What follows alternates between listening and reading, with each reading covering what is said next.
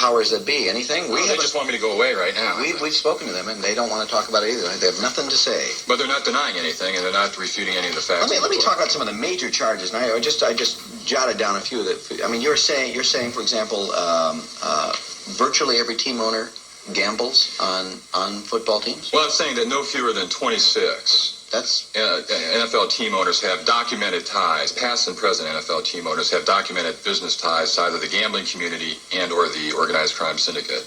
I'm also saying that no fewer than 70 NFL games have been fixed. Now that's pretty rough stuff. You're saying no fewer than 70 NFL games have been fixed. You mean the outcome, the point spread, what?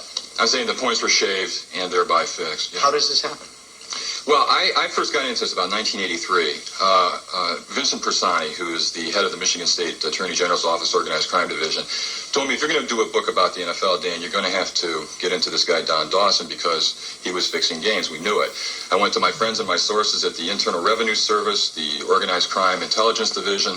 They said Don Dawson was fixing games. I went to the FBI, the Organized Crime and Racketeering Section of the Justice Department, and Strike Force field offices. Everybody told me what Don Dawson was fixing games. At that point, I had enough evidence to print that allegedly Don Dawson was fixing NFL games. He was a major bookmaker in the Midwest. I then went to Dawson. I tracked him down. I jumped through all kinds of hoops to interview him. And when I interviewed him on about the 7th or 8th interview, he admitted to me that he had personally participated in the fixing of no fewer than 32 NFL games. How does that happen? He liked to work with the quarterback. He would go to the quarterback would come to him and say, I need some bread. What's the line on the game this week?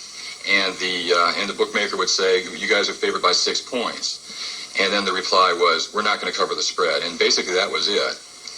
Now, do you name players? Oh, sure. I name players. And also in 1979, I go into the specifics of 8 fixed games that were allegedly fixed by 2 referees who were investigated by both the FBI and the IRS. And I list the 8 games on page 308 of the book. Yeah.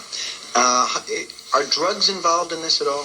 Yeah, drugs are the real variable in all of this. I mean, when a drug dealer has a relationship with a player, there's an extortionate edge to that situation whereby that dealer has that player's career in his hands because of the drug policies within the NFL for throwing a person out. Within the past few years, no fewer than 9 NFL teams have been investigated because their players were receiving drugs from gamblers. Now, I know gamblers who, on principle, refuse to sell drugs, but I'm not aware of many drug dealers who, on principle, refuse to gamble.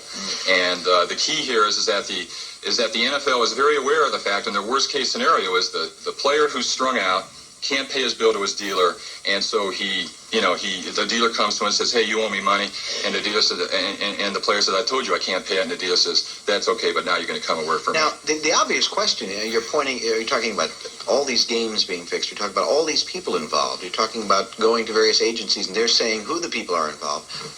Why has this gone uncovered if this is the case? What I'm also alleging in the book is that no fewer than 50 legitimate investigations of corruption within the NFL have been either suppressed or just flat out killed as a result of a sweetheart relationship between NFL security, which is the internal police force within the league, and a variety of federal and state and local law enforcement agencies. I'm a big baseball fan, and I have more respect for baseball right now because of the way it's handled the Pete Rose case in the open and honest manner that it's handled this case than I've ever had before. I have more confidence in baseball because it's handled. Well, how do these investigations get quashed?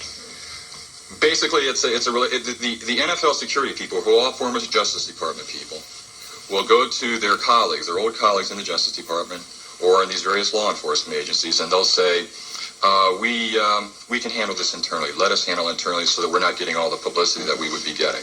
And so to all intents and purposes, these investigations I can cite chapter and verse. Again, I cite about 50 in the book.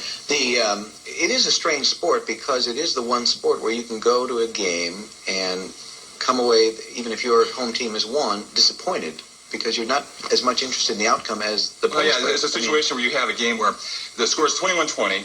There's 30 seconds left on the clock. You're at the home team, you're up in the stands, and the home team has the ball on the 30-yard line.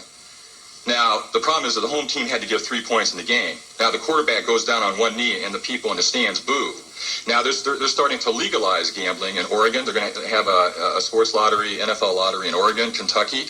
I mean, the state isn't in the bookmaking business for eleemosynary or philanthropic purposes. Yeah. They're going to be in this to make money. They're going to take a 40 to 60% skim of the handle, of the total pool of bets. And in the end, they're going to educate the public as to how to gamble, how to use the point spread.